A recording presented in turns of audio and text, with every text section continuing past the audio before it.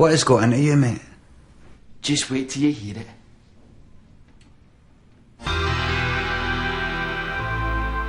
I discovered a-ha probably the same way that most people did around my age or older, and that is through watching music videos on TV.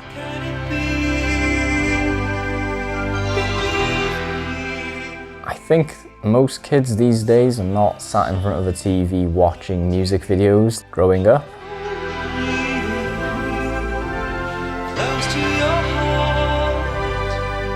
I think now the habit is typically give them an iPad and they'll sit there on YouTube and they'll just tap through, or the algorithm will just auto play something for them that's related to what they have watched before.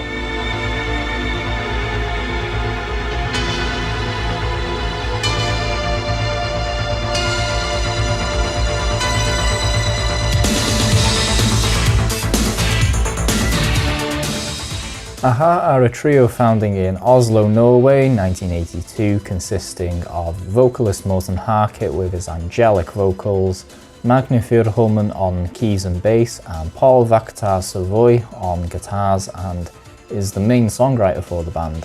Morten discovered Magne and Paul when they played a set at his school under the name Bridges. At the time we were deeply embedded in 60s psychedelic music and emulating our heroes like The Doors and Jimi Hendrix. I go to see them at Paul's parents' place. First thing I hear is the riff of Take On Me. And instantly I know that this is it. This is the key to the world. Yeah, you can say that again. Fun fact, the cafe where Take On Me's music video is set has since been named after Paul. When it came to buying Hunting High and Low, I found it in my local shop, Moonlight Records. Highly recommend it.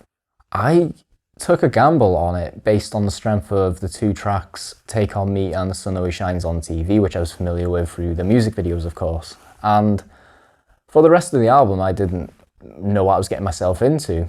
But boy, did the gamble pay off, because this thing is vinyl worthy.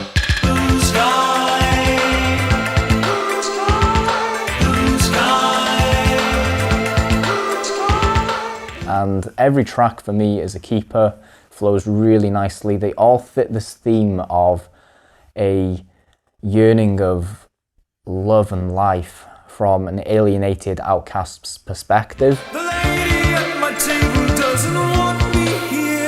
With the cold production style with the synths and the 80s aesthetic.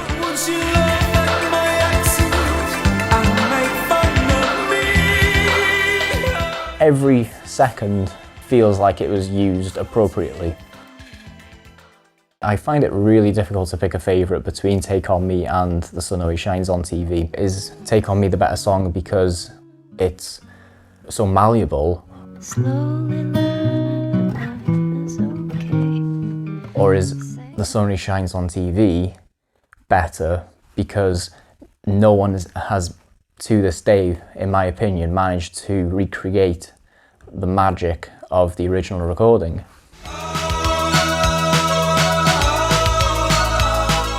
There's a couple of bonus tracks on the deluxe version that I would highly recommend you check out. The Love Goodbye and Nothing To It. Calm down, relax a bit. You got to get on top of it. Nothing to it. I don't know why they weren't included, because I think they could have been singles within themselves.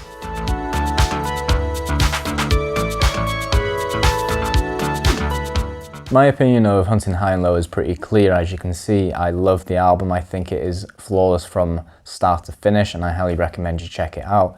If you are also wanting to hear more and to understand where I get my inspirations from when it comes to speaking about music, then I would check out Todd in the Shadows episode of Take On Me with his series One Hit Wonderland. I guess it makes sense that where Take On Me was hopeful and inviting, The Sun Always Shines on TV would be aching and unhappy, but no, it's not fair.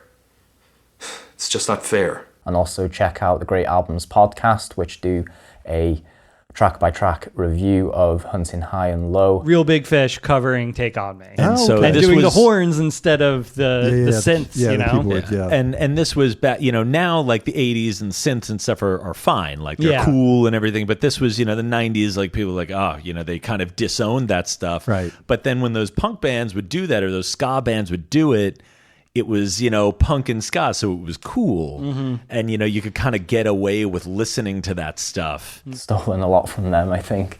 So yeah, I think gotta give credit where credit's due. The photo on the front is glossy, with the top section being matte. I think this is a play on from the Take On Me music video, where it's the contrast between the real and make-believe. And this continues on the back. Here, I think the design could have stuck more with the handwritten theme instead of the type used, but I think they chose clarity over style for the song names and credits. The inner cover features a photo which on the other side is flipped and put into negative colours. I think this is again playing on the idea of parallel worlds. My favourite thing, however, is that the inner cover is polylined. That's what I like to see. Why can't we get more of this? As for the label, it looks like Warner didn't give much room for creativity, but at least it's not as ugly as some other labels. After giving my copy a proper good dusting, I was managing to get a good crystal clear sound from it. It is a very flat sounding record in that it is very neutral on the bass, so don't expect to be having any boominess to it, as I was comparing it to the MP3, which had a lot more pronounced bass in it, and that goes for both the original mastering and the remastering as well, where with the remaster I couldn't tell any difference. If you're the type of person who likes to have that punchier sound in the bass with a bit more excitement, then maybe you want to go for a later release which has the remastered version on it. That's up to you. Or if you want to go for the more flat, neutral sound, less exciting but maybe less fatiguing on the ears also, then go for a original copy. Another quick thing to mention is that a lot of the albums have been remastered, and I've listened through and compared each track, and for the most part I can't tell that much of a difference between the original mastered versions and the remasters, so I wouldn't really worry too much about it unless you are some huge audiophile who really cares that much about it. So we have Scoundrel Days, and this was the most critically well received album. However, for me, I find it very forgettable. The only track that I keep is Manhattan Skyline. Really good. Stay on These Roads a couple of years later is a little bit better for me, but still not up to par with the debut. And on this one, I like the track Hurry Home. I like the groove that I get in towards the end.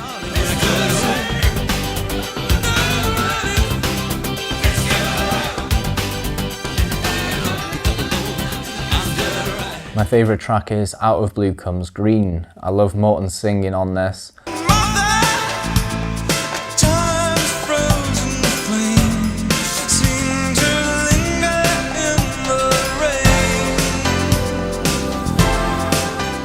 The space that's created at 3 minutes 35 seconds is awesome. The bass is amazing towards the end with the outro, and it's just a real rocking track.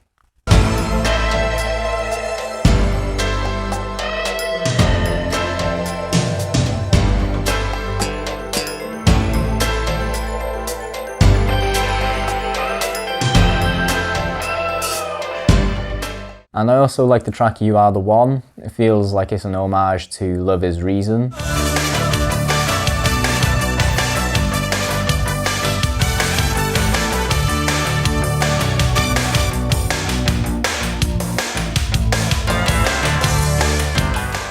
Each time that I hear The Living Daylights on the work playlist, I grow to hate it more.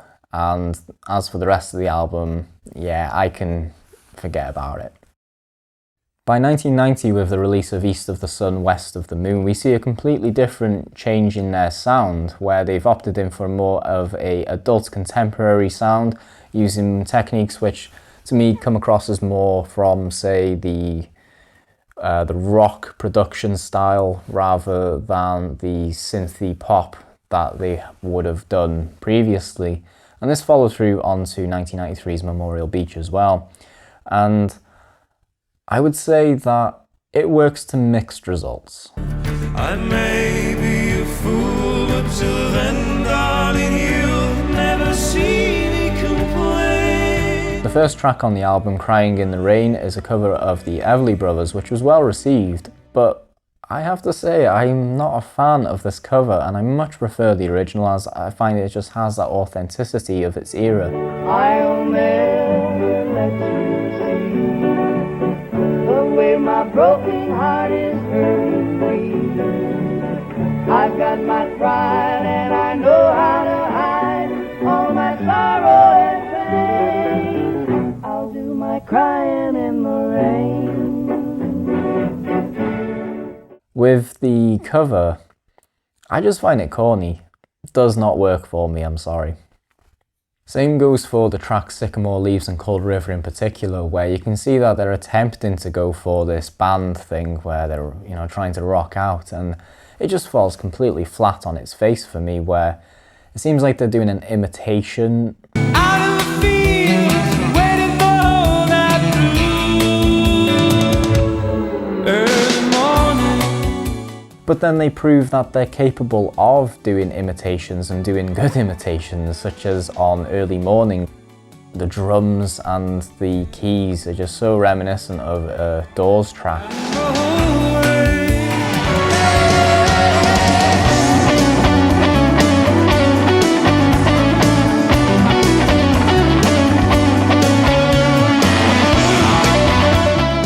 And then you also have Slender Frame, where it really gets rocking with the hammer-ons and hammer-offs. I just love that section of the song. I think it worked really well. It took me by surprise.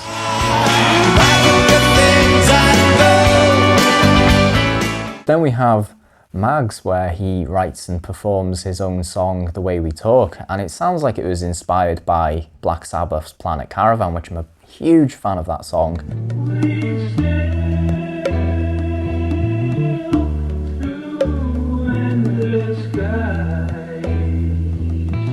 Sometimes the way we talk isn't all that good. We can change, though we know we should. And I think this works really well, even though it may stick out for some fans. I think for me, this is one of the ones that is the good ones that stands out. And as mentioned with Memorial Beach, it was a continuation of this style of production, and my favourite from here is Lamb in the Slaughter. But now it's too late, we go down, we go down. Go down is the only way out. The 90s weren't exactly the kindest to the band following on from the success of the 80s, and they took a gap and came back in the year 2000, ditching the faux rock style production that they were using on their previous two albums. They had opted in for the more contemporary electronic production sound of the late 90s to early 2000s. The standouts here are I Wish I Cared,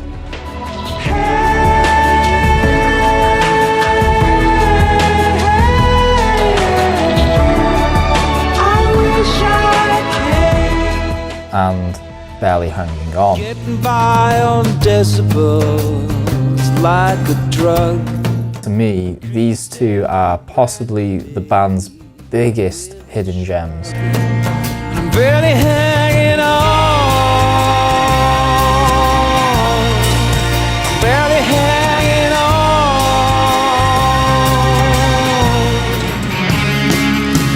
Yeah, she said,